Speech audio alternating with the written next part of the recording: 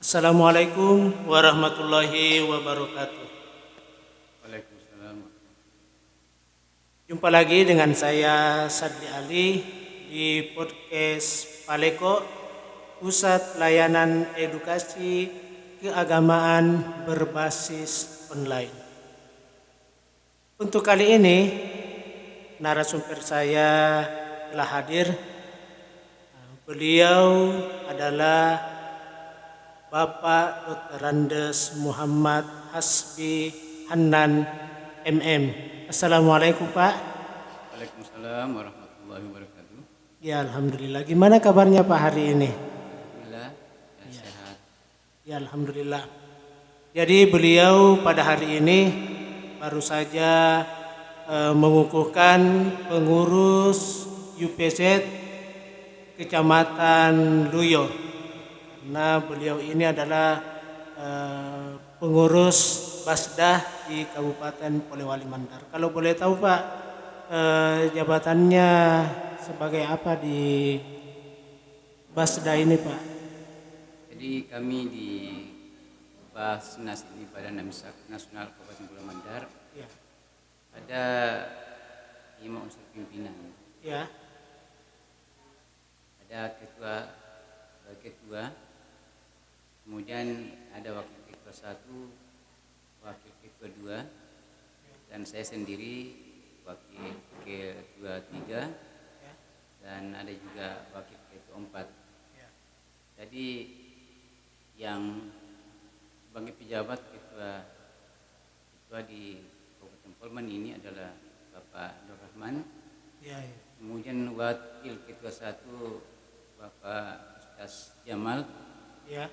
Kemudian wakil 2 Pak Burhanuddin. Kemudian wakil 3 saya sendiri. Dan wakil 4 adalah Habib Fadlu. Habib Fadlu ya. Al-Mahdali. Ya. Oke. Jadi beliau ini adalah wakil ketua 3 di pengurus Badan Amil Zakat Nasional Kabupaten Polewali Mandar.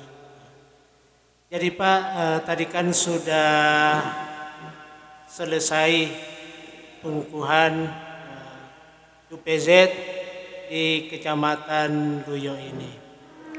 Terus apa tanggapan Bapak ya, atau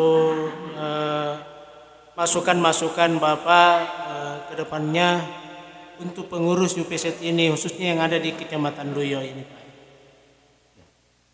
Kami sebagai pengurus kabupaten pertama menyambut apresiasi, memberikan apresiasi yang cukup kepada Kecamatan Luyo ini, Pak KUA bersama stafnya atas inisiatifnya untuk membentuk UPZ di Kecamatan Luyo yang memang diharapkan semua kecamatan punya.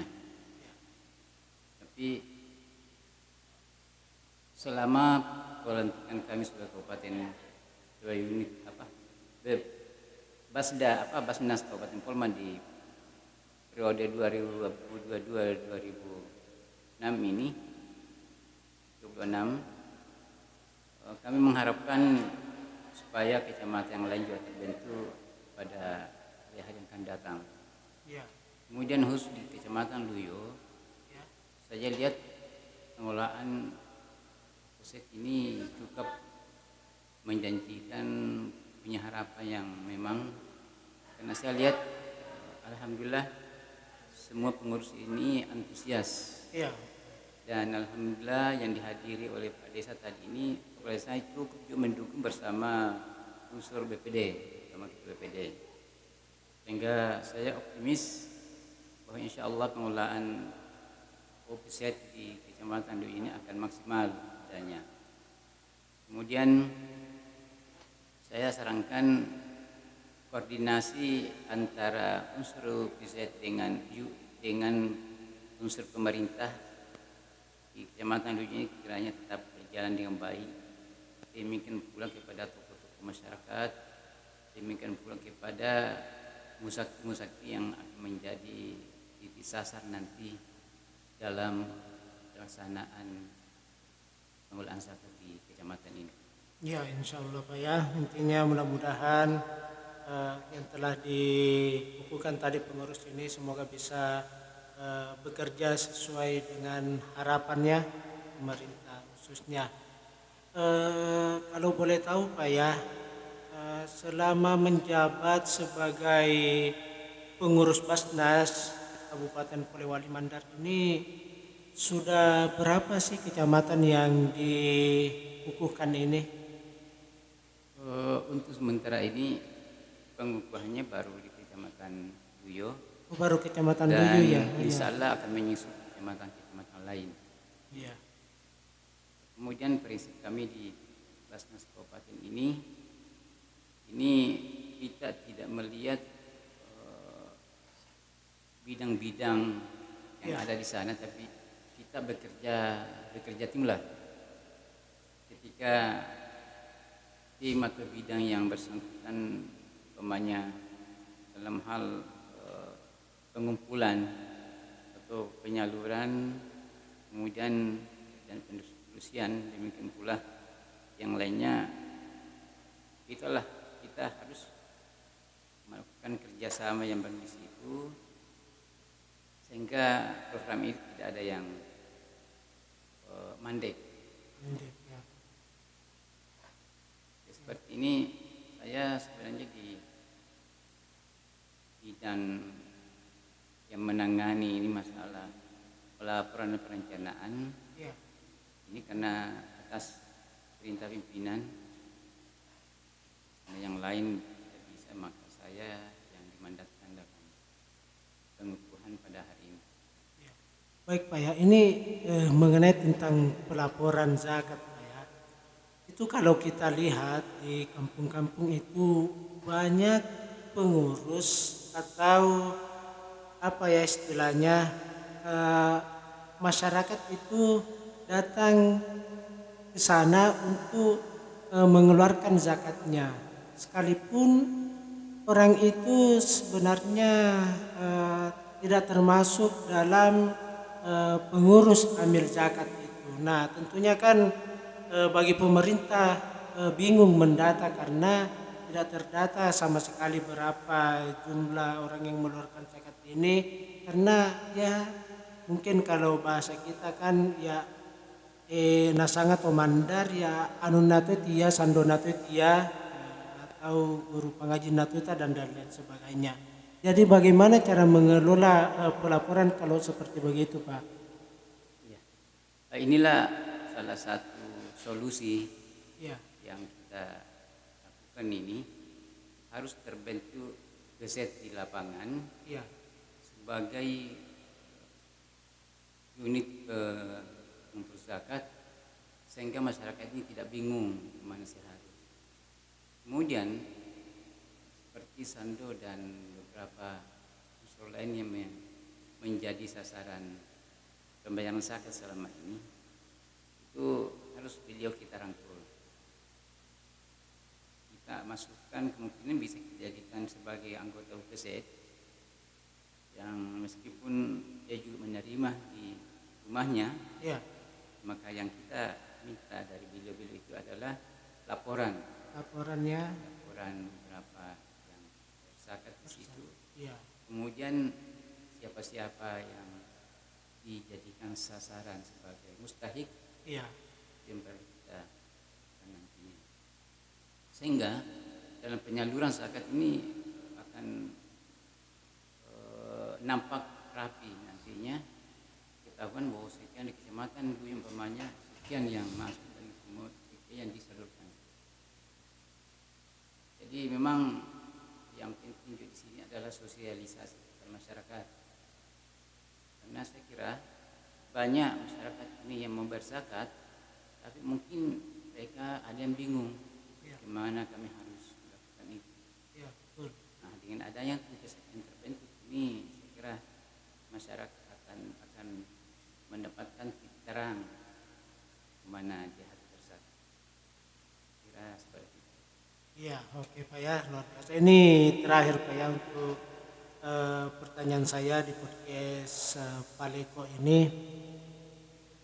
Eh, Mendengar tadi penyampaian Kepala KUA Kecamatan Luyo bahwa di Kecamatan Luyo ini zakatnya itu sangat boleh dibilang luar biasa banyaknya, mulai dari zakat malnya apalagi zakat fitrahnya juga hampir sampai sekitar 1 miliar. Nah tentunya kalau kita kelola dengan baik, maka sepertinya Kecamatan Luyo ini akan bisa lebih sejahtera khususnya dalam sisi ekonominya. Maka eh, dari pihak kabupaten seperti Bapak ini ya sebagai selaku pengurus dari pemerintah kabupaten,